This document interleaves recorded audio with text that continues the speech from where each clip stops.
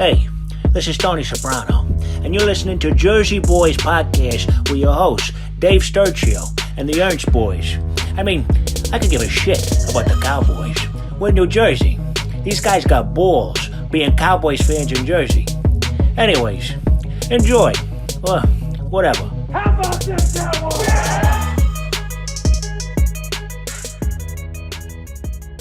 What's going on, everybody? Welcome to another episode and edition of the Jersey Boyz Podcast, coming to you right here on the Old Chop Sports Media YouTube channel. Dave Sturchio alongside nationally known comedian Bret Ernst, and of course, the Grinch himself, America's fan, Keith Ernst. Fellas, it's been a little bit of a while. We've been all watching the playoffs and seeing how we're not in them. It's still a lot of fun to watch. We've communicated throughout a couple of these games, but I'll start off with Keith. You know, we've already had the wild card in the divisional round. Do you have a favorite game that you've watched thus far? Oh, shoot. I would say you're on the spot. I would say that Bears game. Yeah, Caleb Williams. Yeah. That was good. That was good. Dude, I don't know how to feel about Caleb Williams at this point, man. Like, it's like every time I think like the guy is shit, he comes out and does a couple of these miracle throws, and I'm like, holy my God, like, how did he do that? And then, like, for every one of those, I literally said it to my daughter watching the game. I was like, she's like, that was great. And I was like, yeah, but you know what? There's a chance he probably screws it up. And sure enough, he did. But yeah, shout out to the Bears. They look like they're set up for a couple of years to come with the Green Bay Packers. But, I don't know if they're set up. I mean, you know, you getting by the way they are, but the way they're getting by, it's like, yeah, how much longer can you do that for? With the cardiac kids type deal? Yeah, it's like those type of people, those type of teams happen like in a flash. Like, and then the next year it doesn't. You start not winning those, and then all of a sudden you spiral into not winning those. If that makes sense, like it's like you got to get on one side of it in order to get that motivation. You know? Can I make a point? Yeah, of course. I think the Chicago Bears would have been, if the Dallas Cowboys defense played 20% better this year, we would have been the Bears, and. Because the Bears defense is not that great. I mean, it was 29th against the run or pass. They weren't that strong, but they played just enough. I mean, we're not talking about how they played against the last game, but against the Rams. But during the season, they weren't that great of a defense. They just made some plays when they needed to, but they were number one in takeaways. Well, they wouldn't be us because we wouldn't have if that happened to us, we wouldn't need the fourth quarter to win. No, but what I'm saying, we would have been putting up 30 fucking points in the. But I'm saying if our defense fucking played at least a little better, of course, because their defense was not that good and they got pretty far. Yeah, no. That's a good point. But I meant if we had that defense with our offense, we wouldn't have had to come back 7 fucking times. We would have definitely been more comfortable, had more comfortable leads. You know, it's funny. Obviously we haven't been on the podcast for a little while. Maybe I guess like a hardcore month, right? Like a whole month off. But like things have happened in Dallas, and obviously Matt Eberflus was fired. We all saw that coming. The writing was on the wall. Thank God they really did it, because I thought they were actually going to drag it out just a little bit longer. But good thing they did. Eberflus is gone. And by the way, I put this tweet out last night, and it got a pretty funny response. Like, guess who hasn't been brought in for any interviews or anything like that on any of these teams? Matt Eberflus. So it's like nobody's bringing in Matt Eberflus right now. So I think, they made the right call there. A lot of the coaching carousel has begun. I can't say that I'm happy about the fact that the Giants landed John Harbaugh. I think he kind of, I don't want to say rights the ship, but go ahead.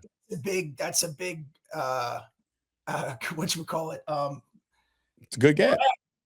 That's a big grab for them, man. Yeah, and I think like I mentioned this before, and I was like, it's kind of funny that he's leaving Lamar, Derrick Henry, and like some subpar wide receiver core offensively, and goes and gets Jackson Dart, Cam Scottabell when he's back, Malik Neighbors, and oh, by the way, a top 5 pick. So all of a sudden you're looking at the Giants, you're like, we've seen it too many times this year alone. Like a lot of these teams went from worst to first. Look at the Patriots. Like, I would say the most shocking fire was the Bills head coach. Yeah, that's the one I was going to bring up. Yeah, so I don't want to hear he can't get him over the hump shit, because that stuff drives me fucking nuts. Especially watching that last game when the That's as bad as saying Romo couldn't get us over the hump when the refs on the Dez catch. It's like the same thing happened in this game with Cooks, with Brandon Cooks. That's a fucking catch. Don't tell me what a catch is. Yeah. I know what a catch is. I don't know. These asshole commentators, the only ones I like, the only one that calls it out is Troy Aikman. Yeah. All the rest of them, including Romo, they're a bunch of pussies because they're afraid to come out and say things like, "Oh, that was a catch." I don't know what they're talking about. I mean, the dude, you have possession and your knees down. It's over. You don't get to strip it out of his fucking hand, and then the Broncos end up winning the game. And I don't give two shits about the Bills. As a matter of fact, I can't stand them.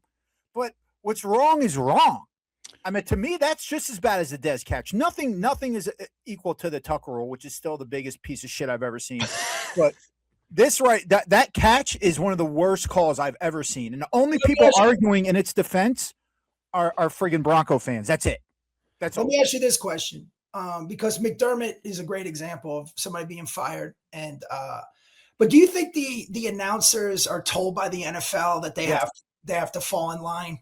Because I know they bring in the official and then he says something, and I've heard them go against the call sometimes, but I've noticed in every almost game deciding call, they side with the NFL. And I'm wondering is there anything more maddening, by the way? And I'll answer that in a second because I have an idea or at least an opinion, but is there anything more maddening when there's a call made on the field and then homeboy in the booth, like the retired Gene Steratore or whoever, is like, yeah, no, they got that one wrong. And I'm like, oh my God, you want to lose your fucking mind. See, I'm the opposite.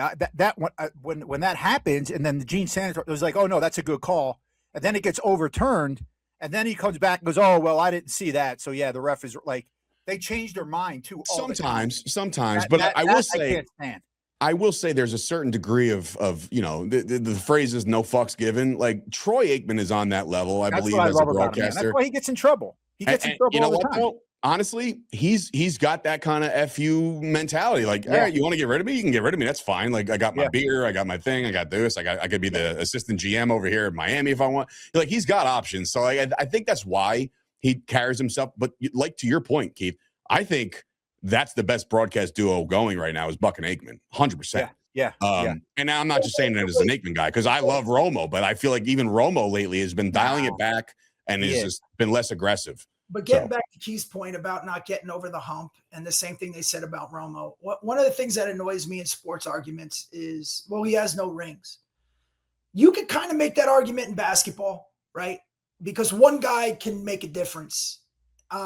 Maybe baseball, not really, but football, there's no fucking way.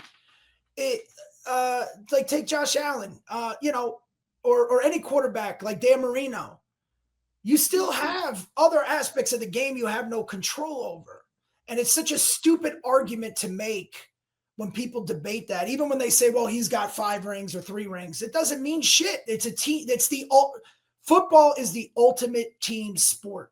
Look at it like that. Just like you mentioned Josh Allen, there was a shot of him on the bench, with no control over what's about to go down. Right. It's he can't, there's only so much he can do. And look, we've all know that Josh Allen's been banged up all year, right? And at the end of the year, he really started to get banged up. So Josh Allen wasn't really Josh Allen as far as his running ability at the end. But I'm like, man, they're harping on this guy as if it was all his fault. You want to throw fault on a quarterback? Go blame CJ Stroud for the Texans collapse because my man threw 4 interceptions in the first half. You want to do that? Go nuts.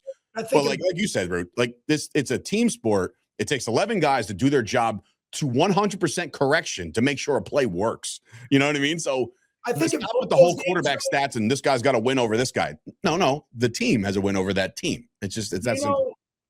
When I had my gambling show, Jay Root said there's one thing that could determine that could change a line in a game, and it's not a player being benched, it's weather, and wind is a big one.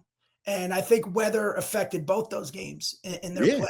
Especially the rain and the wind that the Texans game was in. I mean, that was still a good game somewhat, but the fact but that's the thing. I said that on Twitter. I said, if that was the Cowboys and Dak Prescott threw 4 interceptions in the first half, we'd be down 35-3. The fact that the fucking Texans were in that game, even after all that bullshit, I was like, man, God bless that defense, because that's really all it breaks down to. And they had a shot to win it. Still. I know, which is insane. But yeah, when it comes to the Cowboys and the way this all ended, and like they have their immediate things they got to do. Now, here's the crazy stat that I read from Nick Harris of the Fort Worth Star-Telegram, who actually will be joining the show at some point in the next couple of weeks. I put it out there. I said I would love to have him on. Great writer, along with Patrick Walker. He said yes. So I've been putting out some feelers for some heavy hitting, and we're going to have a guest next week. It's even going to be really up our nostalgic alley. But I will say, when it comes to the Cowboys and their coaching search, right, with the defensive coordinator, the last couple years, which again, we've gone through coordinators like butter at this point, like a hot knife through butter with the last couple years. It's always been a crazy thing. Last year, 3 interviews. The year before that, I believe they stretched it to 4. The year before that, there was 3. There was always like minimal effort interviews coming in to name your new DC. The Cowboys have now listed, I believe, 10 interviews. So they are doing their due diligence as far as like trying to figure out what the hell's going to make. Because I really do think, guys, and this is, again, I'm not doing the whole, this is our year. Jerry Jones is now on borrowed time, I feel. Like he's absolutely in his last leg of this ownership. He wants to go out a winner. He has to know that this has to be a move that you're saying 3-4 years down the line, this is his 4th year as the Dallas Cowboys defensive coordinator. We cannot keep turning this shit over, Keith. Yeah, I say we would have one hired already. So obviously, who's ever not employed right now, and we hired him, isn't getting employed. So I brought this up in a text a long time ago that the Jim Leonard guy is who I brought up, and I believe if Broncos would have lost, that he may be our defensive coordinator right now. I think he's waiting, and I think that's going to be our hire. Well, no, isn't he? He's with the Broncos or he's with the Rams? Broncos. Yeah. So, that's another thing. So the Broncos are in the AFC title game. So they have met with Jim Leonard, just not in person. No, they have. I'm just saying he hasn't been fired. I'm saying who's ever not employed. He's still employed technically. Well, that's why he can't be do an in-person interview. So I think they're kind of holding out for that. Like otherwise, if Leonard wasn't on their list, then this dude, like we might have made a decision already, right? And like there's a lot of guys out there, and there's some shuffling going on with head coaching, but a lot of the coordinators are surprising me. Like I know Keith, I know you like Mike McDaniel of the Dolphins. He was fired, and now he's the new OC with the Chargers. So imagine, God. Whew. Yeah, that's so good, bro. Him as an OC, like I said, sometimes like my perfect example is Wade Phillips. I don't think Wade Phillips was the greatest head coach in the world, but his defensive coordinator, fucking lights out. You know what I mean? So certain people fill certain roles. I don't know if there's a world that we're going to hire a former NFL head coach as the DC. I think just like your route that you wanted to take, Keith, a couple of weeks back when we talked, you said no names. Give me somebody younger who can keep up with the new age of the NFL. Like every single guy we've had, Eberflus, even listen, I liked Quinn, right? I did, but he, a little bit on the older side. And before that was Mike Nolan. All these guys are such old school heads. And to a degree, you like that because I even sent you my fucking 2020 post, like Mike Nolan. Oh my God, gritty, defensive. And then he turned out to have the second worst defensive in history. But the best defensive coordinator we've had that we brought in was Rod Marinelli. That had, to me, the experience and was an old school dude. Well, what about? Quinn? No? I liked Rod Marinelli, but I'm saying my favorite. I bet those defenses when Romo got injured, and I bring it up all the time. 2015, our defense was amazing, and that was our year, but we didn't have a backup. Right. You know what I mean? I meant that defense, dude. We were losing games 9-6. Go back and look at that season, 2015. Brandon Weeden boys. I'll beat you to it, Sturch, because every time I say Brandon Weeden, you bring it in. Hell yeah. Matt Castle, Kellen Moore, fucking Brandon Weeden, all these guys. Kyle Orton. Well, no, he wasn't part of that class. It was way I'm talking back about 2015. They could not produce points. Nobody could. We were losing games. I know we lost to Seattle 9-6. That fucking defense was amazing. And then sure enough, but then Marinelli, he ended up being asked to leave because whatever. But still, though, that's the only one that I thought worked out. But can I ask you? I raise this question. Do you think Jerry Jones is an owner? Because I know Flores said he's not even interested in coming to the Cowboys. Which could also be a deterrent for a lot of these coaches that don't want to play under that tyranny. Well, think about it like this, bro. Like Jerry Jones had to back up the truck of cash to get Parcells to come and coach this team, right? And then when Parcells coaches it, he goes through what he goes through, and all of a sudden Parcells is like, you know what? The hell with this shit, man. He was like, I'm tired. I'm out. So yeah, working for Jerry and Steven and the whole entire Jones lineage at this point, it might be tiring, but it also is very polarizing if you're looking for that spotlight. You know what I mean? Well, bro, to your point, that's why Schottenheimer was hired. I don't think he could have gotten a name. I think he would have, but Schottenheimer, nobody really wanted him. He's the perfect, and he's doing. We all approve of his position and how he did this year, but I'm telling you, that's one of the reasons why we got him, is because I think there are a lot of coaches that don't want anything to do. Yeah, I mean, that's what I'm saying. We might be limited in who wants to come, so we have to go with this, which again, it's speculation, but it just seems like a lot of coaches, they just don't want to deal with the circus.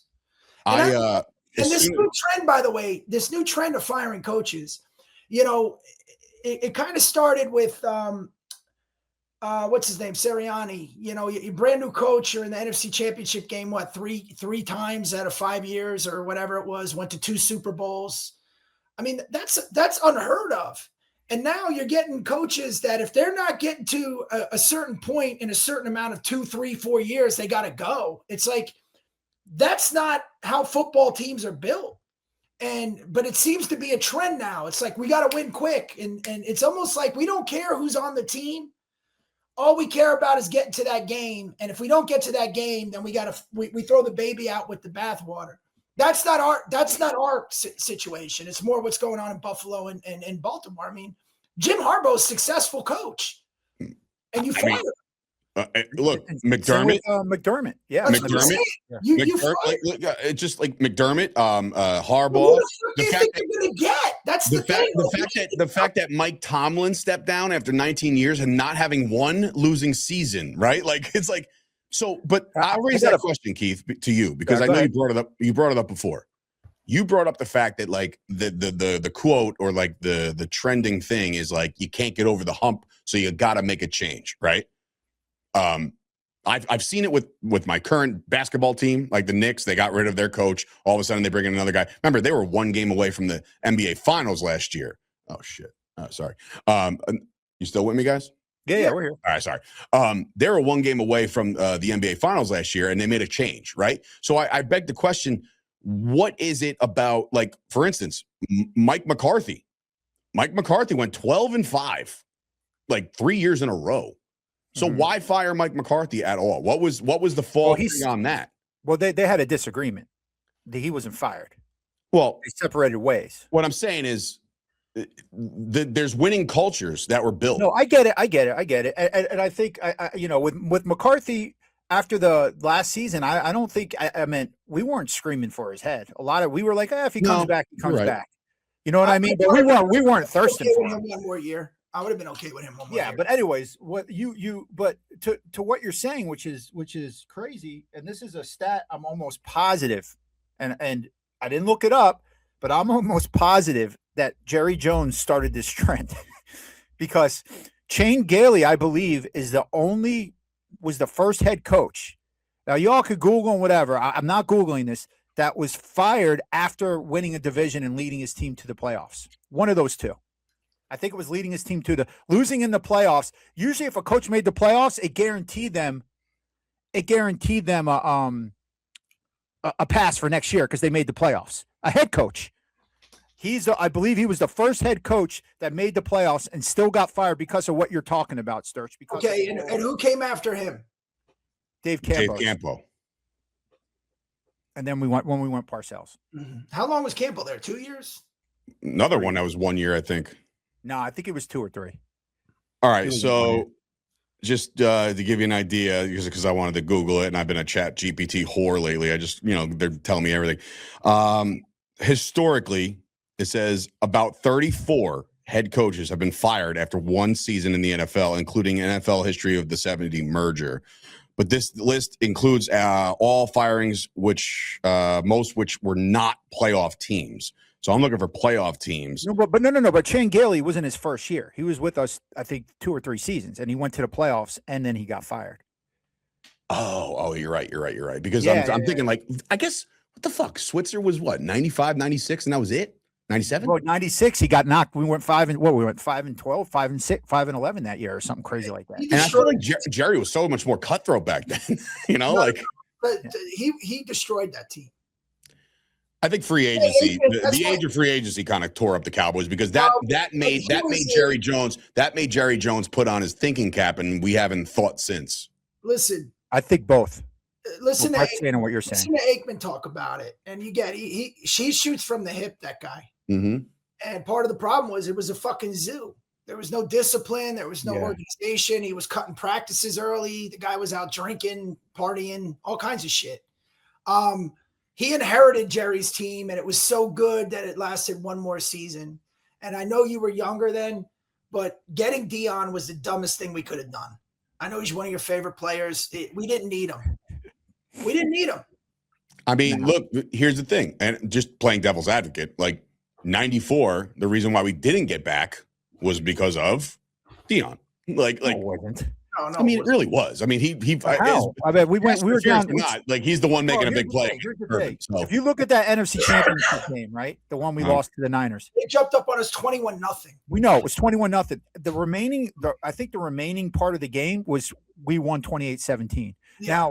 Now the 21 points had nothing to do with Dion, nothing. I mean, we had a fumbled kickoff, we had a forced pass to Kevin Williams. That wasn't a Dion pick. I mean, we just started out bad. Well, what I'm asking you is, like, all right, so 94, they lose to the Niners, right? When you lose and you're done and you don't get to go back to the Super Bowl after winning the first 2 in a row, what do you, like, do you fault? You say the Dion move ruined them, but, like, why would you fault them trying to go get the best corner in football? Here's why. It's what happened after that. So here's an example. We're in the Super Bowl regardless if Dion's there or not. You think so? Yeah. Okay.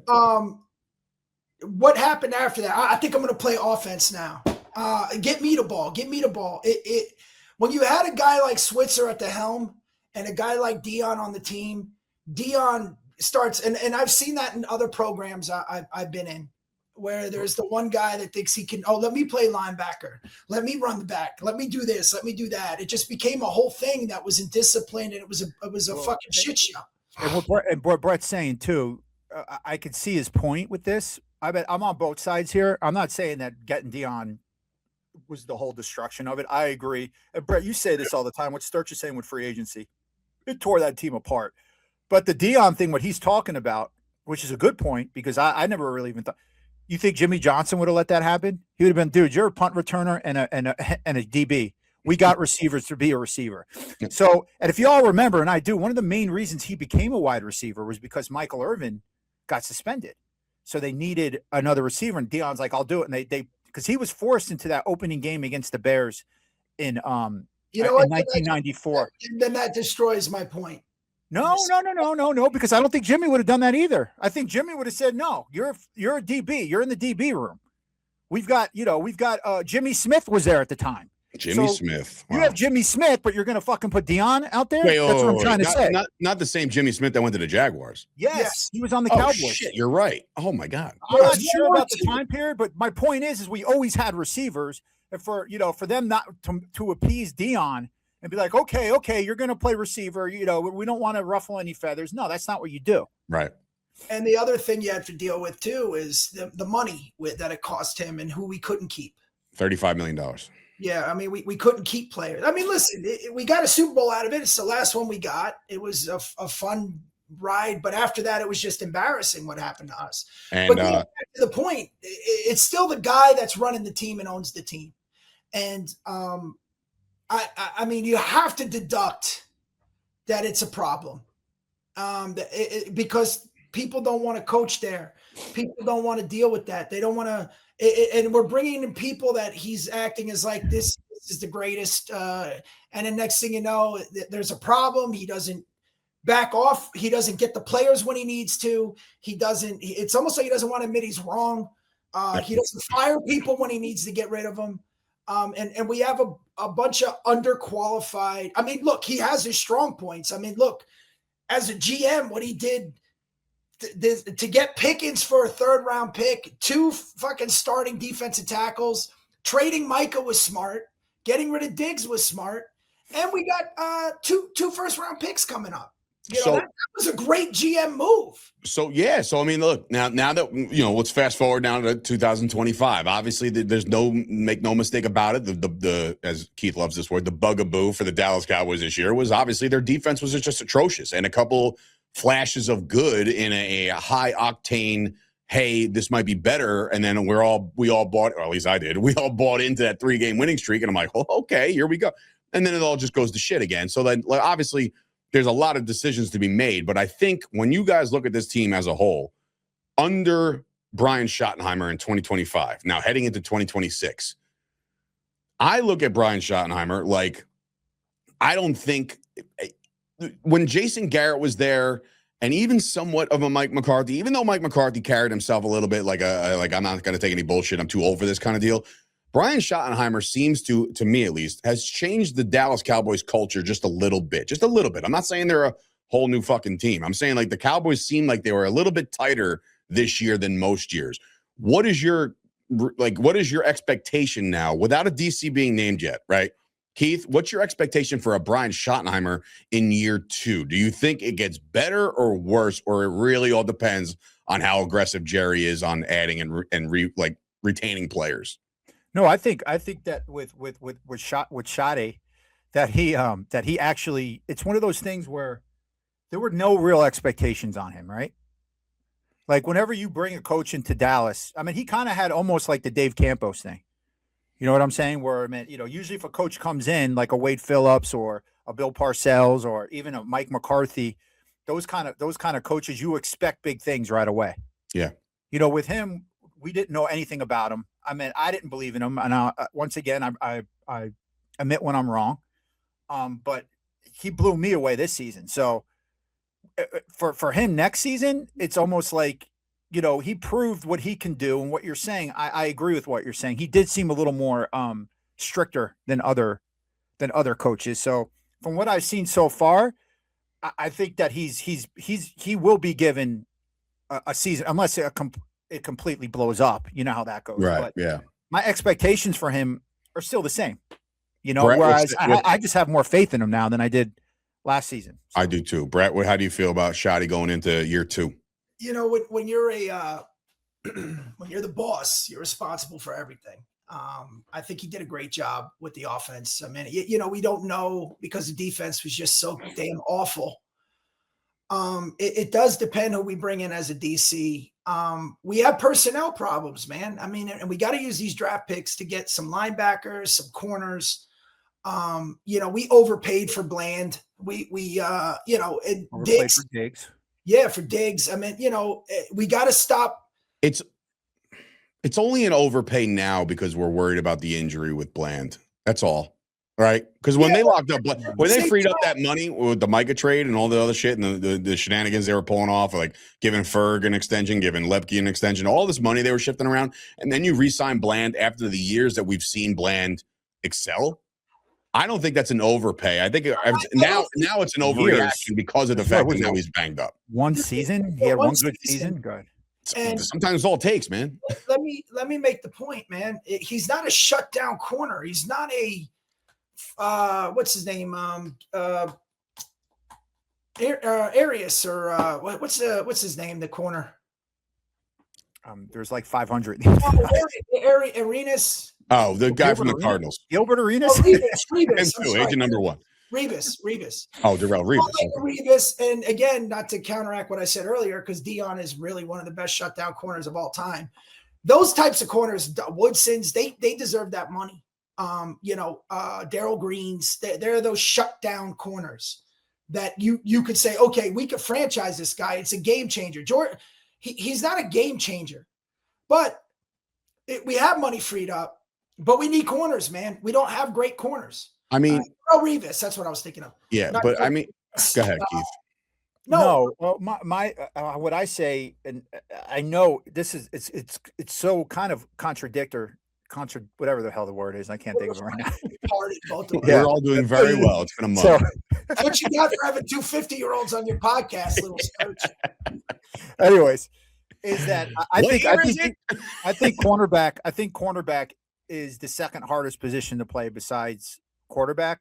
But on the flip side, I would not give that much money to a corner. And I know it sounds nuts what I'm saying, but the reason why I'm saying that is, and I'll bring this up, it's your front seven, because you get a corner that, can cover someone for 2-3 seconds opposed to 6 or 7, or whatever it is. You know what I mean? On purpose, if you got pressure, but if you get pressure, if you're getting pressure, that's what matters. Yeah, that's all that matters. And what I'm trying to say is, like, there's only the corners that Bret's bringing up: Dion, Revis, Darryl Green. Those guys, yes. But who are they? But those are like maybe one that you would pay as much as we paid Bland and Diggs. That was my point. Yeah. But all the rest of the corners that are just below them, just by a little bit, you're giving them that much money? No. Well, I'd rather put the money in D-line and linebackers. And to strengthen my brother's point, and I disagree with him with one thing. I think cornerback is the most difficult position, only because it's just, to cover someone, they know where they're going. You're in an unnatural position running back. You can't really make the contact like you used to. It's a tough position. If you get a once-in-a-lifetime guy, yeah. But those in the NFL history are few and far between.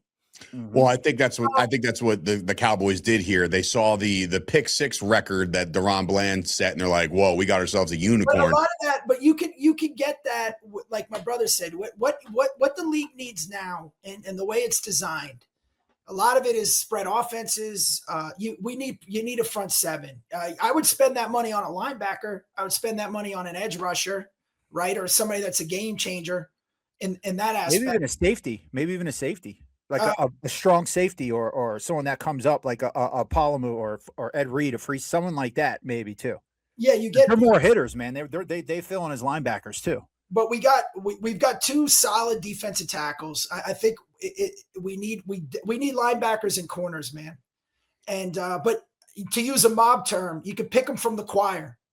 There are so many qualified guys that could get the job done, that you can find those guys. An outstanding Ray Lewis. That's the other thing. If you could there's more of those than there are shutdown corners. But if those are still game-changing franchise guys, that's your quarterback on the fucking field.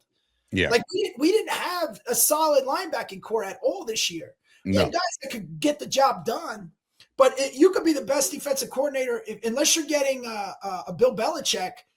You can overcompensate with schematics and coverage and zone and stuff like that. But if you don't have the personnel, there's not much you could do. Our problem was, like last year, we had some of our worst defensive games all of our starters were on the field. Right. And we had Micah and we had Diggs and we had everybody on the field, and we still couldn't play fucking defense. Right. Why it was so hard for us to even put our finger on what the hell was going on. It was just so. I would say bringing up linebacker, and this is what I told you guys, and this is the thing, Sturch, what you said about Bland. You're right. You're like, yeah, well, you're looking at it from a perspective of, yeah, the guy had 7 pick sixes or whatever it was. I mean, but you're not in charge of making these contracts. The people in charge of making those contracts should be looking and saying, okay, all right, he got that pick 6 because homeboy tipped it. Oh, he got that pick 6 because of. It's not like he was caught. You know what I mean? There's you just say that. It's like, yeah, it's from a fan's perspective or somebody that really follows sports. But you look at these people that are saying Jerry Jones, Stephen Jones, all these guys, all they should be doing is watching their players and paying their players. That's their job. And for them to screw up on Diggs, and I know people say an injury. I don't believe that. I just don't think he was ever really that. He should have gotten that much money. And to pay Bland that money, who was getting beat as well, it just doesn't make any sense to me. It really does. I look at, listen, and Trayvon Diggs, our good friend, was also just released by the Packers, so he's going to have to either, and I somewhat think that he might go back there. Maybe it was just like a contract thing. I don't know. But what in any event, like, let's all, like, not forget, like, you paid Trayvon Diggs as if he was selected in the top 10 of the draft. Trayvon Diggs fell to the second round, you know? So, like, I don't think enough people are bringing that up. You know, they're saying, like, okay, like, yeah, did he have a fucking lights out rookie year where we're like, oh shit, we got Dion on the team now. Like, this is going to be great. A lot, and we've talked about this, and a lot of people chimed in on social media when we put out that, me and you, Keith, were talking about this, about like how many of these guys have come in and lit the world on fire for the Dallas Cowboys in year one and then just fallen off a plank, right? Yeah. And believe it or not, there's a lot more. And I hate to admit this. I hated to admit this. Ezekiel Elliott, you know, like, dude, like, guy gets drafted, has a fantastic rookie year. But the problem is they ran his ass into the ground, and then he gets the suspension stuff, and the guy was never the same. But I would say you that's not just Zeke. That happens. Not just Zeke. No. I'm just saying somebody brought up Zeke, and I was like, oh, God. Running backs in general. With defensive backs, they usually last a good 8 to 10 seasons without, you know, being forced into retirement in their 30s at a certain point. I mean, with the Cowboys and our defensive backs, and, you know, you bring up Trayvon Diggs being a second. So what you're saying is that we shouldn't have never even paid him that because he was drafted in the second round. Well, we should have looked at it. Well, what I'm saying is there's a reason why he fell to the second round, right? Well, but you can't, because you look at Everson Walls, who wasn't even drafted. No. But what I'm saying is what the Cowboys have been. Well, no, what I'm saying is what the Cowboys have been guilty of, right, is paying people, like pulling a Matt Flynn, if you know what I'm talking about. Like, they have this little bit of a whole shit, right? And they're like, we gotta lock this guy down. We gotta pay him all this money. So then Trayvon Diggs gets that deal because of what he's shown in his first couple years, right? The first year was great. Second year was like, oh, all right. And then, but then he gets the bag. Deron Bland sets a record for the pick sixes. All right. Well, I guess we got to pay this guy too. So to clarify what you're saying, it doesn't matter what round you're drafted in. What you're saying is maybe have them play a little longer before you give him that big contract. Well, not right away. Jerry Jones has been on public record saying, like, well, not by directly saying, hey, I paid him too early. He's made it plenty of connected dots. Now I'm going to use your argument for that, Sturch, where you say the market's just going to go up. You got to sign him now. Maybe that's what he's thinking. Well, look at the money he could have saved had he had paid Prescott a year earlier, or CeeDee Lamb, or these guys. Like, if you just get ahead of it, yes, you will save money, but you're also pigeonholing yourself and putting yourself in a position where all of a sudden these guys fall off the face of the earth, with which some of these Cowboys, these prominent Cowboys, have. You're going to put yourself in a situation where you're like, fuck, we just had to cut Trayvon Diggs after just spending all this money where we could have been spending it and allocating it in so many more places. All right, I want to make this point too. This is why analytics are more important than statistics. Okay, and, I hate analytics. that's the best way to determine something. I know. Right? Sometimes. You know, when you're looking at like Bland's big year, I at one point I thought we had the two best corners in the NFL next to the Dolphins, who had the one guy got hurt, but we were arguably the two best corner tandem in the NFL, and we played that way. Yeah. But we also were getting to the quarterback. And you know, you also got to remember too, whatchamacallit, Diggs was, if I was watching him, he jumped a lot of patterns. He got burnt sometimes. And, you know, I just saw this interesting interview with a player that played with Tom Brady. And you know, I think Joe Montana is the greatest quarterback, fundamentally, skills-wise, composure-wise. But here's why Brady is the GOAT. And he said that he used to call a meeting with the receivers, And Tom Brady would sit and film and analyze every cornerback's weaknesses and strengths and analyze it, use the analytics, and then have a separate meeting with the receivers outside of the coaches. And even if it went against what the coaches said, he was showing them their tendencies. And you get a quarterback like that. That's what analytics does. That's when they know who's in there and what you exploit their weaknesses. And if you're going to have a corner like Roy Williams is a good example. Remember that guy used to bring the wood? Yeah, he's a safety. Roy Williams, right? But he got burnt all the time. He was known at my house as Roy Wrong Angle Williams because he always had the wrong angle. His big problem is sometimes, man. When they switch defenses, he couldn't adjust. He's one of my favorites. Switched it to 3-4. Well, when we had them the last time we had a number one defense in the NFL, I mean Roy Williams was on that defense. What you just said was my point. Crazy. Is they switch defenses. So certain players are better in certain defensive styles. Yes. You know what I mean? It's just like 100%. Do you see that Emmett thing I sent you, by the way? I think I watched it. Yeah. When we were talking about running backs, when they were talking about what he did in his career from high school to college to the NFL, it's not a fluke. It's not an offensive line thing. I know. It was the durability, his ability to hit the hole. There's more to football than just being flashy. Mm-hmm. And what I think appeals to Jerry, especially with Diggs, because Diggs had some swag, right? He was cool.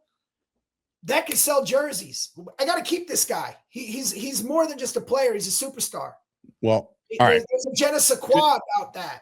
And he loves that shit. Well, to counter that, maybe we're now in a new era. And again, people can say what they want about Jerry Jones, the GM, and understandably so. Like the frustrations of not landing top free agents or anything like that. Like I get all that. And I get the hostility and I totally understand it.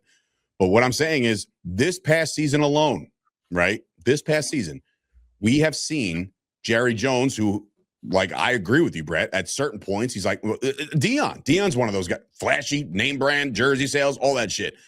Bro, they traded away from what people are saying is a generational talent in Micah Parsons because he became too big for the Dallas Cowboys up here, right? And then to cut Diggs after all the bullshit that we had to deal with all season long with the why is he hurt? He's not activated. It is that and the third, blah, blah, blah. He said, you know what? The fucking hell with this guy. So maybe we're in this new, like I said earlier in the episode, that we're in this mode now where Jerry's like, you know what? I can't fuck around anymore. Like if I really want to win one more before I'm done doing this, like you cannot do the flashy anymore. Look at the teams that are left in general. He's too old to change. He's too old to change, bro. I have a he is who he is. I'm not saying change. I'm saying listen to those around you. All right. So in other words, listening to those around you, or just let us handle this. You're done, pretty much. Maybe that's better. That's what I'm saying. Like he's now like, and I'm not saying Steven is the fucking the savior. I'm saying that there's a legit possibility that now Jerry Jones, who has always been, this is my fucking team. I'm going to run it the way I want to run it. I'm going to draft the way I want to draft. Now he might be like, all right, you know what, guys, it ain't working. So what do you got? 30 years could have humbled them. But our formula has been this. First of all, I'd rather have just on defense. Because you got to remember, too, offensive line don't sell jerseys. And Jerry is we've had some stellar offensive linemen that he's drafted. He knows O-line. I would rather have 11 above average players on my defense than have 3 fucking superstars and then 8 average guys. Yeah. And what we need to do is go back to the choir, right? Start looking at some of these players that aren't superstars in college, but are fundamentally sound.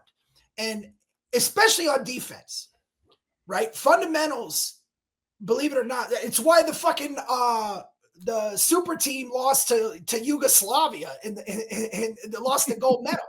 You had all these guys that were superstars and they lost to a team that played fundamentals. You have to get back on defense. Defense is such a unique position, right? And my brother hit the nail on the head. That front seven is the heart and soul of everything. Your middle linebacker is your quarterback. Okay. If you're getting pressure, if you're disguising blitzes, if you're running packages to your corners can cover for 2-3 seconds if you're getting pressure on it. And Dion is not going to cover somebody for 6 seconds or 5 seconds. Mm-hmm. It's not going to happen. It's impossible as the receiver is just running around behind him, and then people are, is the quarterback going to run? There's a lot going there. Keep it containment. Buddy, I know my brother broke down films. We had no containment on defense for almost Stupid every defense. fucking game. Dumbasses. Yeah. None. Nobody staying home. Yep. Nobody was home. So Go ahead, Bret Keith. no, I want to say this. I I brought even playing anymore. I brought up Fred Warner before you guys, like how I noticed right away. My man. And, Love Fred all right, Warner. yeah, now we all love the guy I kept bringing up this year. I kept bringing up a white guy from Cleveland. He was a linebacker. Okay. His name is Carson Schlesinger. Oh, yeah. Okay. Yeah. Fuck it. Yeah. It's Sturchio. Yeah. 2nd round pick. Uh-huh. I think he might even win Rookie of the Year. Bro, you have got to watch. That's the kind of linebacker we need. What Bret's talking about, the fundamentals, just everything. He's one of the main reasons the Browns defense played so well, and he could have been ours. If we just had this one little change on defense, a player like this, you let somebody like that go. I blame our scouting department. I blame Jerry Jones. I blame everybody. When somebody like this, when you need it, we know we needed a linebacker. I'm not just saying like this isn't, we didn't really need one. No, we needed one. And for this guy to slip to the 2nd round and probably be a future, all-pro linebacker in the NFL, and for us not even to consider, and we're going out and getting Kenneth Murray, we're going out and getting these sorry, didn't mean to say that. We're getting these players that aren't playing very well in our system or whatever, or anybody's system. It sucks that you have a player like that I don't want to miss an opportunity in this draft on a player. So yes, no, I wholeheartedly agree with you. That was Jimmy's gift. Jimmy Johnson was a talent. He could spot talent. I mean, it's why you got guys from Emporia State, and you got the Leon Letts, and where was Larry Allen? Sonoma State. Yeah, but that's Jerry Jones. But go ahead, Larry Allen. No. I'm saying that was Jimmy Johnson. No, Jerry Jones drafted Larry Allen. But yeah, that's right. To your point, bro, you had Robert Jones, Darren Smith, Godfrey Miles. I mean, all these linebackers. Dude, he drafted so many good linebackers at the time, and they all left in free agency, right? Yeah, 26 starters. Yeah, and Jerry Jones has said this. He thought it was easy to find linebackers back because they had such success finding them. But who was finding them? He wasn't. I mean, they got Dat and Dexter Coakley, which are fantastic. If we had those two guys, I'd be thrilled. They just came at the wrong time. But I meant, but for the most part, they strike out on linebackers, man. They've struck out on a lot of shit. And talking about the draft coming up, I think what you're going to find out, and this is what you guys just mentioned too, is that, fundamentals in this, down, and third.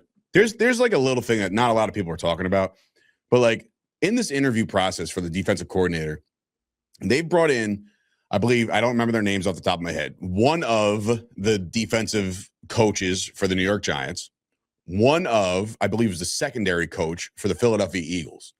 Now, they brought those two guys in for interviews. Nobody from the Redskins. They brought those two guys in, and I'm thinking, like, do they even have a remote shot at this? And I don't think it was that.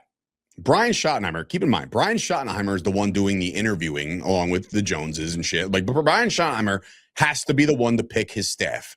Right. I think we live in a world that they brought in a Philadelphia Eagle defensive guy and a New York Giant defensive guy and simply said in the interview, how would you fix this defense right now? And they had to basically, they're auditioning too. They think they're on an interview about to land a fucking job, but I think Brian Schottenheimer's playing chess here, right? Where he's like, all right, let me have at least the division rivals first come in here and tell us what the fuck was wrong with our defense. Yeah, what's in their head? Right. So they're doing that with no intent of actually hiring these guys. I know the Eagles guy, he kind of climbed the ranks as far as, people liked him. But what I'm saying is Brian Schottenheimer knows football. I have no doubts in that whatsoever. He knows offensive football, but he also knows just what kind of coach you need to have. Now, look, Jerry Jones has gone on record said that Brian Schottenheimer had some influence on Eberflus. I don't buy that for a fucking second. I really don't. I think there's going to be a lot more, hey, Brian, who do you want to be your guy? Because if Brian Schottenheimer is the coach that we all think and hope he is, meaning football guy, strict, knows the game, can dial up an offense when he has to, a couple suspect calls, fine. But if he picks the right guy, then in my mind, with 2 first-round draft picks, unless they move one for something or get a haul of picks or whatever, if they don't move these 2 picks, Brian Schottenheimer needs to also tell this guy in his interview, hey, how would you fix this defense? And also, for the record, the first 2 picks of our draft are going to be defense. Who would you get? Right? So at least you know that there's some kind of blueprint to the next defensive thing. Because if the defensive guy that's being interviewed has to kind of elaborate of what could help the Dallas Cowboys defense, the only answer is you have to address this with 2 of the top 22 players on the defensive side of the ball in the country. That's it. That's the only way you start with the repair of this defense. Yeah, you want to extend Kenny Clark. You want to extend some of these guys to make sure you free up some space. Keep in mind, Quinnen Williams is going to have an offseason with these guys. This defensive coordinator spot, this job, this hire, I'm going to go on record and say this is the most important hire the Cowboys have ever had in the last 30 fucking years. So I want to bring something up that you said with Jerry Jones and said that Schottenheimer had a say in a Barfilis, right? Mm-hmm. So if you look at they were only hired maybe 4 or 5 days apart, right? So I doubt he had that much of a say. And if he did, he just got started. He's not gonna, you know what I mean? He's not gonna jump right in and be like, oh, it's a stupid. What do you do? They'll be like, who is this? I wouldn't do that. Right. If you hire me right away, until I really start expressing my opinion, I gradually work my way in. So this guy, what I'm trying to say with now's his time, Schottenheimer. So if we think he is the guy, if he's sitting in these interviews, it seems like they have way more faith in him. They're way more confident. I'm hoping this does mean something. And I agree with what you're saying. We've never had I would say Rob Ryan was awful as well as a defensive coordinator, but he was there for 2-3 years. Mm-hmm. But I meant, you're right though. This defensive coordinator position right now that you're saying is probably one of the most important hires that hasn't been a head coach for us. And I only say that to back that up. I only say that because of how prolific the offense can be. Yeah, right? No, for sure. I get it. Yeah. If this offense was middle of the pack, I'd be like, look, man, there's holes everywhere, right? Like, so, Absolutely. But I'm saying, like, because the offense was scoring 30 plus a game, find me, just like Bret said earlier when we were talking about some of the playoff games, find me a middle of the pack defense. We're in the NFC title game this week. All right. So who's the only team in the playoffs that we lost to? The Denver Broncos. Right. And you know what sucks? You know what sucks about that? Bo fucking Nix is that all of a sudden just this second coming of Christ, and sucks that he got hurt. But yeah, but I mean, even if that defense has been carried, not against us, Bo Nix threw for almost 500 yards like Russell Wilson, but most of the year he's been carried by that defense. And the spread for that is -5.5. Okay, meaning I'm sorry, Denver's getting 5.5 at home. Okay, at home. Do you really think that Bo Nix is that much of a difference than Stidham? Yes. Yeah, at this point in the season, yeah. Yes. I was just gonna say, if you would have said, hey, we're gonna trot him out in the first game of the year, Stidham or Bo Nix, I would be like, I don't know, right? But like after watching what Bo Nix was able to do at certain points of the season, yeah, that spread is accurate, if not short. I believe in something like this. This is how I'm looking at it, and you know, this is me going against the grain. I have not been good in the playoffs, by the way, picking. The only teams I've gotten right was the Chicago covering and then Houston beating Pittsburgh. Every other one, bro, I've been wrong. Every single one. So once again, I admit when I'm wrong. But with this one, for some reason, I just can see the defense is already good, knowing that they're going to have to be better than good here. That they know they're going to have to step up I'm not saying they weren't stepping up before, but now there's absolutely no room for error that Stidham's going to be quarterback. I just find that spread a little too much. I really like the Broncos getting 5.5. I'm not saying they're going to win, but I really like the Broncos getting 5.5. All right, so here we are. All right, look, there's going to be plenty of Dallas Cowboys talk in the offseason with the hirings and the firings and the signings and the draft and the free agency. We'll get into all of that here on the podcast down the line. But right now, let's pick some games. Let's see if anybody has the gall to pick some games. Let's pick with the spread. All right, that's fine. So, all right, so Keith, you brought up. I like Broncos. I like Broncos getting 5.5. It's 5.5 as of right now. Yeah. It's hard for me to think that the Broncos would. I mean, Drake May is. Look, I think Drake May is going to be named MVP. That's what I think. It's hard for me to. Bro. It's hard for me to think the Patriots will beat him by more than a touchdown, considering the fact that the Denver defense has been as good as they are. Unfortunately, I don't want. I'm rooting for Denver somehow. Some Cinderella story where Stidham pulls a Nick Foles. It went down to 4.5. So I just love it. 4.5. It opened at 5.5. So a lot of people are betting on the Broncos for it to drop, right? Yeah, that's how it works. Let's do opening line. Opening line was 5.5. So you go with the opening line. Opening line, I'll take. I'm gonna give you Caesar's lines. That's current. Yeah. All right. Well, I'll take if the opening line was 5.5 going into this game. Jarrett Stidham hasn't played an actual snap since 2023. He's not an incompetent moron. He knows how to play the quarterback position. Otherwise, he wouldn't be his backup. Kind of like a Nick Foles. I'll ride with you. Fuck it. I'll go Denver plus 5.5. I'm all over that. All right. I might put my money where my mouth is actually to make these games worth fucking. Well, that game. No, because you're gonna fucking. If that happens, you're like you convinced me. No.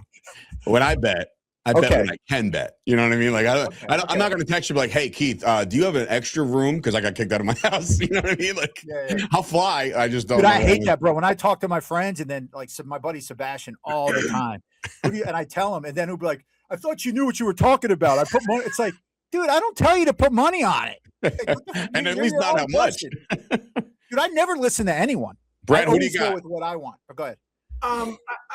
It is tough now. Now that what's his name starting, Smeagol. I like. I hate to go with everybody, but I do think the Broncos getting 5.5 is good. Patriots are just playing great team football, man. You know what I mean? Vrabel's got those boys fucking. You know what else, bro? That we got to remember is he's an expatriate. Stidham. That's where he started his career. He was there his first 3 years. Yeah. Well, that's why they went and got him. They say though. So Robert Kraft was blowing loads over this guy. He's like, as a guy that really gambles, I wouldn't touch that game. I mean, I'd put something on it for fun.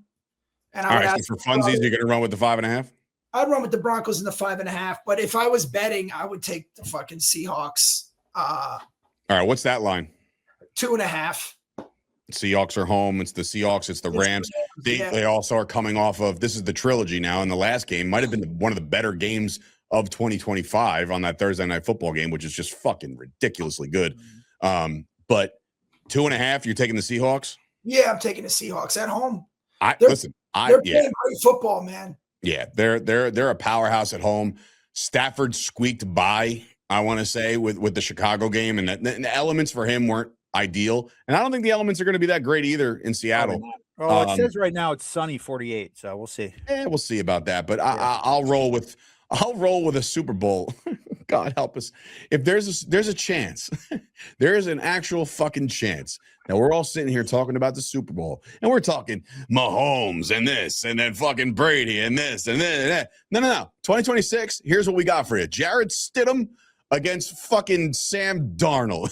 That's what the Super Bowl could possibly be. What world are we? And Dak Prescott can't get us past the divisional round? Shoot me. But you got to also look at, too, getting back to Denver, like New England's defense is fucking strong, bro. Well, let me go. I didn't get to pick. You guys didn't let me pick. Y'all picked Seattle. You didn't let me pick. But I was going to say Denver, I think, leads in turnovers. Yeah, they're the best defense in the game. So, I mean, I'll stick with the Denver. We'll all take Denver. Go ahead, Keith. Who do you got? The Rams. I don't trust Darnold. I know if you guys look, Darnold only threw 17 times last game. Okay, if that's by design. I believe he's going to have to throw a lot more this game. The Rams defense is better than the Niners since they had all practice players in pretty much, and even Kendricks, who just signed, didn't play the best game. I like the Rams forcing the Darnold, and I think Darnold doesn't have his best game, and I think that the Rams are going to upset him. So we're living in a world where it's going to be Matt Stafford versus Jarrett Stidham as quarterback. But it's great. Stafford versus May would be, because they're both the MVPs. That is probably what the NFL and the ratings people need, right? You put Seattle. Think about it like this. All right, this could be revenge all over the place, right? If Seattle gets back to the Super Bowl against the Patriots, you think they run it if they get down to the goal line at the end of the game? Well, you also look at, I was shocked at the NFL at the end of that Bronco game when they kept gift wrapping those pass interferences to Bo Nix, when it's like, I really thought they'd be more in favor of the Bills because everyone wants the Josh Allen story. If Josh Allen had a fucking path, it was this year. Yeah. No Lamar, no Burrow, no Mahomes, none of these. Those PIs were awful. And there's PI on every single play. You're watching the NFL. If they want to throw a flag, you're going to see a little contact, and the commentator can go, "Oh, there it is. It's PI." It's on every play, but it's when you call it. And when they called it, when they're just kind of hand fighting or whatever, that is bullshit at that time. It was awful. Can I interest you guys in turning into the college rule and just making it a 15-yard penalty first down? Because this spot foul shit is bullshit. Because you could drop back and pass, throw it up, cover your eyes. I would do it. I would do it in a way where it's like a personal foul, right? If it's like an obvious infraction, it's more yards. Or it could be I like that, bro. Yeah.